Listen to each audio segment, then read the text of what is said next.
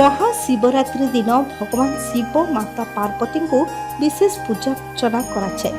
भक्त मैंने यह दिन शिवलिंग निश्चय बेलपत्र चढ़ाई था।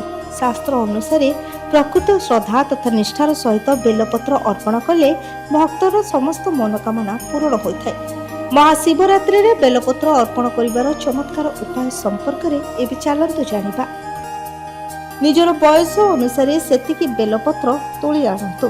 कंचा शुद्ध क्षीर रे प्रत्येक बेलपत्र को बुड़ाई गोटे पर गोटे शिवलिंग उपरे अर्पण करंतु। बेलपत्र अर्पण बेले शिव पंचाक्षरी मंत्री ओम नमः शिवाय जप करने को भूलंतु नहीं। तंबा ढाल रे पानी नहीं एथिरे हलदिया चंदन मिसाई दियंतु। 108 बेलपत्र एथिरे पकातु।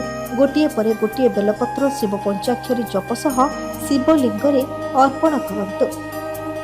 जदि विवाह रे डेरी होछि बा विलंब होछि एथिपाई शिवलिंग रे 108 बेलपत्र ओम नमः शिवाय जप पूर्वक अर्पण करंतु।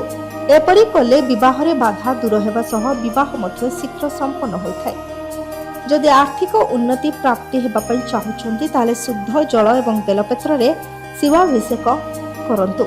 अभिषेक परे शिवलिंग रे अर्पित त्रिशाखा बेलपत्र गोटे नहीं निजर मनी पर्स किंबा टंका रखुवा स्थान रे रखंतु। देखिबे आर्थिक स्थिति रे सुधार Asib. Bureau report, Viraja news.